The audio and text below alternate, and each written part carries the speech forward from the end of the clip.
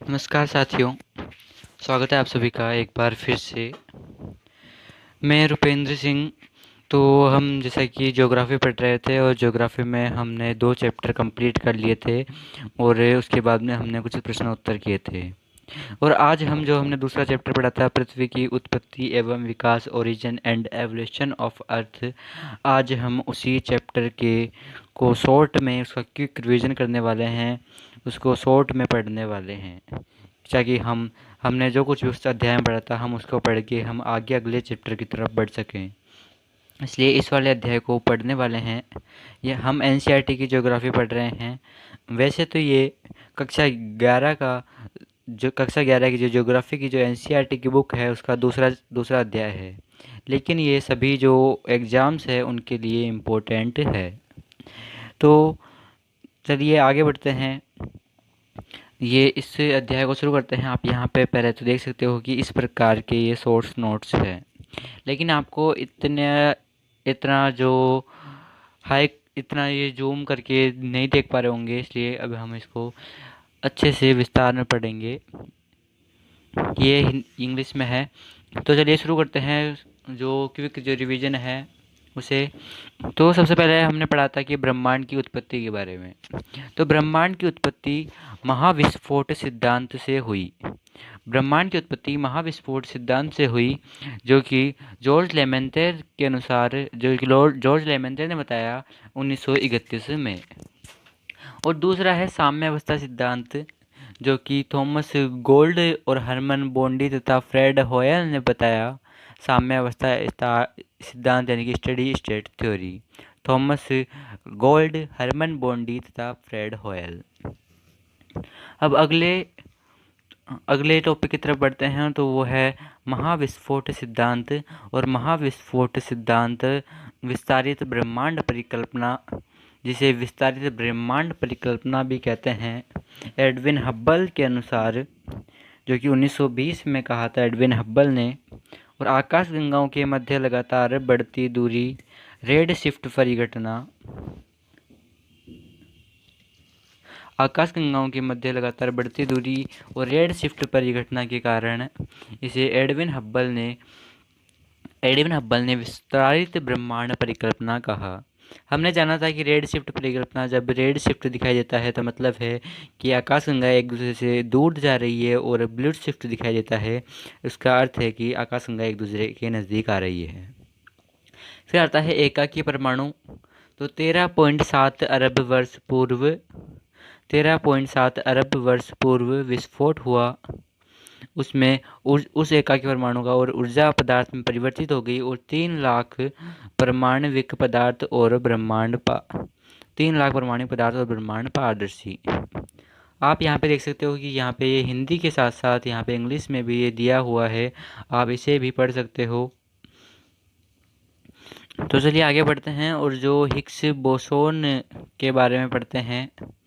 तो Higgs boson, जो कि पदार्थ निर्माण की जो सबसे जो आधारभूत जो इकाई है उसे हिग्स बोसोन कहते हैं। और जो पीटर हिग्स और भारतीय जो सत्येंद्र नाथ, जो ब्रिटिश वैज्ञानिक थे पीटर हिग्स, और भारतीय वैज्ञानिक थे सत्येंद्र नाथ बोस, उन्हीं के नाम पर इसे हिग्स बोसोन कहा जाता है। 1964 में लियोन लैंडर में ये 1964 में इन्होंने इसकी खोज की थी। और लियोन लैंडरमैन ने इसे गॉड पार्टिकल भी कहा, क्योंकि इससे ज़्यादा किसी कण को विभाजित नहीं किया जा सकता, इसलिए लियोन लैंडरमैन ने इसे गॉड पार्टिकल कहा। और इसी से संबंधित एक शब्द हमने पढ़ा था, वो था CERN, CERN। इसका अर्थ है European Organization for Nuclear Research, जिसकी स्थापना 29 सितंबर 1954 को जेनेवा में हुई थी। और ये लार्जेस्ट पार्टिकल फिजिक्स लेबोरेटरी है, LHC, जहाँ पे लार्ज हैड्रॉन कोलाइडर प्रयोग किया गया था इन्हें 2010 में। और भारत 2017 में इसका सहायक सदस्य बना, जो ये CERN है, CERN, European Organization for Nuclear Research का सदस्य भारत 2017 में बना था। तो यहाँ पे इंग्लिश में भी दिया गया है Higgs boson fundamental particle, British Peter Higgs plus Indian Satyendra Nath Bose. अब है तारों का निर्माण। अब है तारों का निर्माण कैसे हुआ? तो ब्रह्मांड में ऊर्जा व पदार्थ का असमान वितरण। तो ब्रह्मांड में ऊर्जा व पदार्थ का असमान वितरण हुआ। फिर गुरुत्वाकर्षण बल के परिणाम स्वरूप पदार्थ का एकत्रण हुआ और इससे निहारिका का निर्माण हुआ, यानी कि हाइड्रोजन गैस से बने विशाल बादल, आकाशगंगा तथा तारों का निर्माण हुआ। फिर 5 से 6 अरब वर्ष पूर्व 5 से 6 अरब वर्ष पूर्व फिर आकाशगंगा और तारों का निर्माण हुआ था। फिर उसके बाद में हम जानने वाले हैं ग्रहों का निर्माण। तो ग्रहों का निर्माण निहारिका से तारों का निर्माण हुआ था, यहाँ तक हम जान चुके हैं। उसके बाद तारों के चारों तरफ गैस और धूल कणों की घूमती हुई तस्तरी इस नुमा एक संरचना थी, रोटेटिंग डिस्क। फिर जो गैसीय बादल का संघनन और संसंजन, अणुओं में पारस्परिक आकर्षण, इससे फिर ग्रहणों का निर्माण हुआ और ग्रहणों के मध्य संगठन यानी कि कोलिजन से और गुरुत्वाकर्षण बल से ग्रह और अन्य खगोलीय पिंडों का निर्माण हुआ। अन्य यहाँ पे हमने ससंजन बल यानी कि कोहेशन के बारे में पढ़ा था। ससंजन बल और आसंजन बल के बारे में, ससंजन के बारे में हमने जाना था कि जब दो समान कण एक दूसरे से मिलते हैं तो उसे ससंजन कहते हैं, और जब दो असमान कण एक दूसरे से मिलते हैं तो उसे आसंजन कहते हैं। फिर हमने पढ़ा था जो पृथ्वी का उद्भव, उसके बारे में। तो पृथ्वी का उद्भव किस प्रकार से हुआ, ये वायव्य राशि परिकल्पना दी गई थी, इसके बारे में गैसियस हाइपोथेसिस के बारे में पढ़ा था, जो कि इमैनुअल कांट ने 1755 में दी थी। फिर है निहारिका परिकल्पना पढ़ी थी हमने, जो कि लाप्लास ने 1796 में दी थी। फिर है अंतर तारक धूल परिकल्पना यानी कि इंटरस्टेलर डस्ट जो हाइपोथेसिस थी, वो ओटो श्मिड ने 1943 यानी कि 1943 में दी थी। फिर हमने पढ़ा था महाविस्फोट सिद्धांत, जो कि जॉर्ज लेमेंटेयर ने 1931 में दिया था। लेकिन इनमें जो सर्वमान्य जो सिद्धांत है वो है महाविस्फोट सिद्धांत, यानी कि बिग बैंग जो थ्योरी थी वो जो कि जॉर्ज लेमेंटेयर ने दी थी, वो सर्वमान्य सिद्धांत है। अब आगे बढ़ते हैं और आगे हमने पढ़ा था स्थल मंडल का विकास, जो कि मतलब कि जब हमने जो ये चैप्टर पढ़ा था तभी वो बहुत ज़्यादा शॉर्ट में पढ़ा था, तो इसको वापस से शॉर्ट में पढ़ने की कोई ज़रूरत है नहीं। तो इसको वापस से शॉर्ट में पढ़ने की ज़रूरत नहीं है आपको। अगर इसको शॉर्ट में पढ़ना है तो आप जो ये इसका जो ये लेक्चर था, आपको उस वाले लेक्चर को देखना चाहिए। शायद ये इस वाले चैप्टर का तीसरा भाग था, तो आपको इस वाले चैप्टर के तीसरे भाग को, जो है पृथ्वी की उत्पत्ति एवं विकास जो चैप्टर हमने पढ़ा था, उसके तीसरे वाले भाग को आप वापस से देखें। अब जो अगला जो टॉपिक है वो है वायुमंडल और जलमंडल का विकास, जो कि एक अपने आप में ही एक इम्पोर्टेंट टॉपिक है। तो ये विकास कैसे हुआ, तो सौर पवनों के कारण पृथ्वी व अन्य पार्थिव ग्रहों से आदिकालिक वायुमंडल की समाप्ति, यानी कि जो शुरुआत में जो वायुमंडल था उसकी समाप्ति हुई जो सौर पवनों के कारण। जो पहले का जो वायुमंडल था वहाँ पे केवल हाइड्रोजन और हीलियम गैसें ही थी, तो इस हाइड्रोजन और हीलियम गैसों की समाप्ति हुई। फिर आंतरिक व दूसरे, ये 3 चरणों में हुआ था। फिर दूसरे चरण में आंतरिक पृथ्वी से गैसों व जल वाष्प का उत्सर्जन, जो आंतरिक जो पृथ्वी थी वहाँ से गैसों और जलवाष्प का उत्सर्जन। ये उत्सर्जन हुआ कैसे, इसका कारण क्या था, तो कारण था पृथ्वी का ठंडा होना प्लस ज्वालामुखीयता प्लस विभेदन, यानी कि ज्वालामुखी विभेदन और पृथ्वी का ठंडा होना।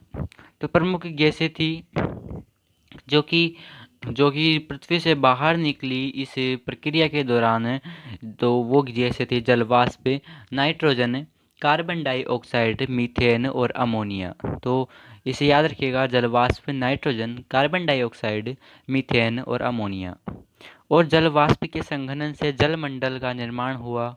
जो जलवाष्प है इसी के संघनन से जलमंडल का निर्माण हुआ।